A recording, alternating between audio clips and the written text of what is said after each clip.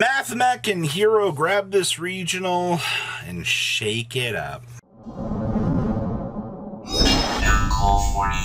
To the 30% of you, of course, that have not smashed the crap out of that subscribe, and just to make sure you guys are subscribed, got the notification bell on so you guys don't miss out on more awesome content. So what is your breakdown here for the Honduras regional? Well, this is kind of interesting because Kashtira is back to being the dominant force. Now, I tell you, as we jump from region to region here, you are seeing all sorts of differences between these metagames, where in this case, you're seeing Kashtira be the more dominant deck at this point in time for this region, and in that case, it might not be the same over here across, somewhere else. But I'm glad to see that we did have a dominating force of metagame here as well. Now, we also had two branded in full representation here as well. Not surprised to see that because this deck is essentially one of the better decks in the room right now. And I do expect that we will see things kind of continue on this path and replication just to see how things are going. Now,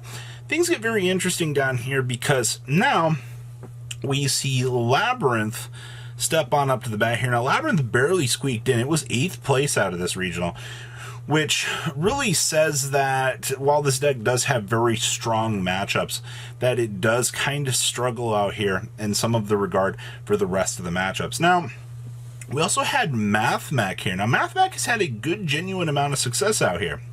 It really has kind of showcased the fact that while this metagame still looks the way that it does, that you're still seeing, the power of this deck do its thing. Especially since Bystials have all effectively, gone dormant now. You are seeing a good, genuine rise back to this. And then we also have Hero here shaking things back up as well. Very happy to see that Hero has got some sort of footstepping out here. Kind of showcasing that, hey, we can do some good things. All right, so let's pass on over these top deck lists. 8th place out here out of this regional was none other than Labyrinth. Now, we are main decking Sphere Modes and Nibiru's, which means that this duelist has had a very hard time cleaning up some of the boards that these decks make. And I do understand that you do need cards that let this deck go second, because while Labyrinth can set up some pretty good boards and put up a lot of good defensive options against the opponent, certain times you will struggle. There's no other easier way to say it. As much as we love this deck and for what it can do, it does have some very big issues in that cleanup department. So Sphere Modes and Nibiru's kind of round out this matchup. I do see that we're citing Starlight Road down here as well. I mean, if your opponent has some sort of massive back row cleanup, Starlight Road, go ahead and chain it, laugh at your opponent. Like, sorry to tell you, but your opponent's probably not going to have a very fun time once the Starlight of the Road comes down and they get counterplayed to the moon. It's actually hilarious, actually. Next up here, 7th place was our first Bystial deck. Now, you do see that there are some sort of Bystials still sticking around, but they're not in the crazy large numbers that we had to play last format. Now, this build has opted to play 3 Saronir, 1 copy of Magnaha, and then just 2 Lubellion. Those 6 is pretty straightforward because, Saronir gets the ability to dump the Lubellion anyway. So either way, you got some sort of interchangeability there. I see that we are playing the beautiful, beautiful, beautiful gimmicks down here for the ability to rip away cards from your opponent's extra deck. Thank you, Fusion Deployment with Aqua Dolphin, with Marine Dolphin. It feels very, very good. And then, of course, the gimmick Puppet tech choice with the Expulsion. We've seen this. It really upsets players, but it's the new hotness for the temporary time being. So if you're looking at this, yeah, that's what you're dealing with right now. Yeah, love to see it. Next up here is our second Bystial deck. Wow, both of these really got shoved down here to the bottom. Now, this particular build is main decking the Expulsion, and we are doing the Gimmick Puppet shenanigans. I mean, one big thing I will say about this, all real things considered, when you're looking at and building these Despia list, main decking the Expulsion or citing it is going to depend on what you consider to be your level of consistency. I don't think that there is really a bad take either way. I just think that the level of options that you have available to you, it's really going to be up to you. That's kind of what we're looking at here. I do like the fact that Expulsion does make things a lot more playable at certain points, but it also, if you're in a bad situation, it just gets a whole lot worse. Next up here is our hero player. Okay. So this is, looking at this is very standard. There are actually heroes out here for trying to play Forbidden Droplet in a Kashtira based format, which is perfectly understandable. Plasma just feels like it has become the go-to for this deck. Obviously, you know, like Fusion Destiny shenanigans to make Destroyer Phoenix Enforcer will always feel pretty good.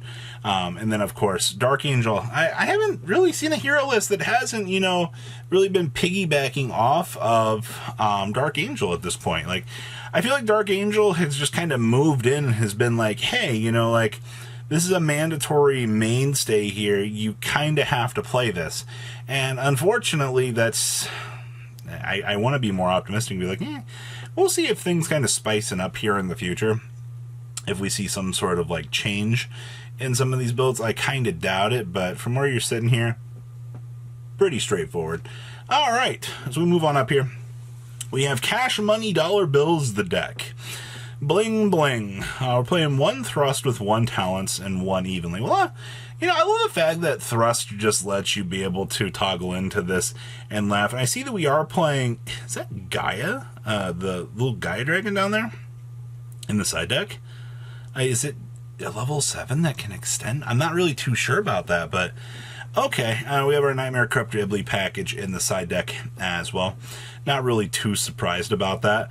All real things considered for this. You're seeing a lot of the same basic things here, where, you know, you're playing the double Ingaribo, so your opponent can't extra deck rip you.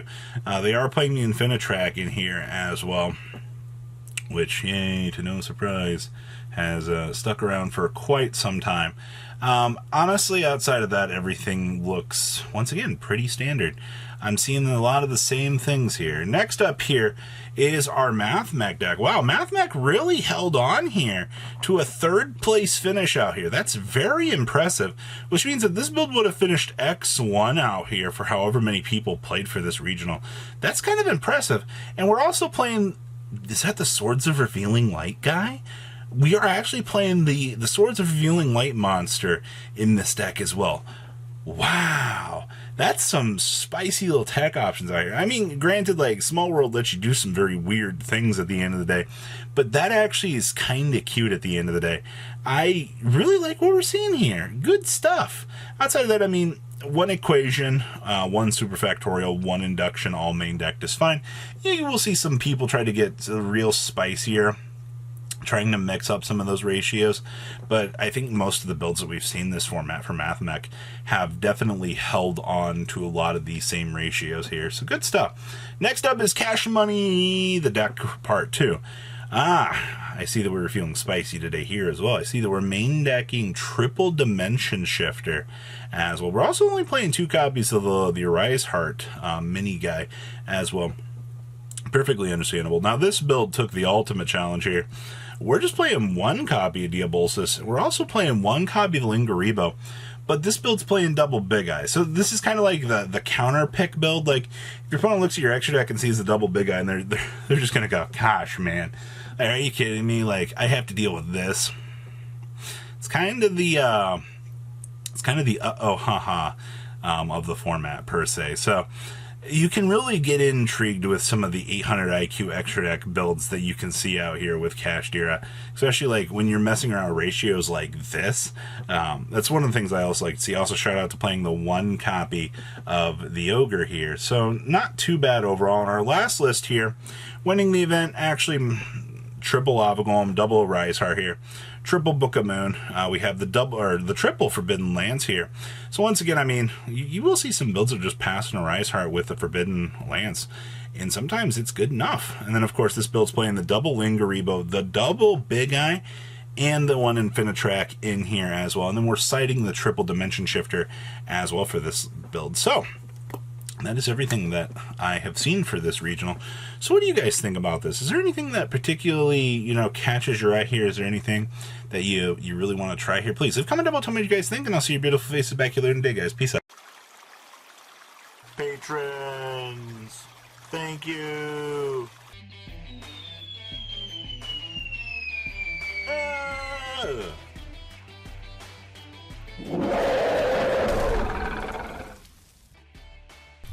Thank you so much for watching. Check out these other videos.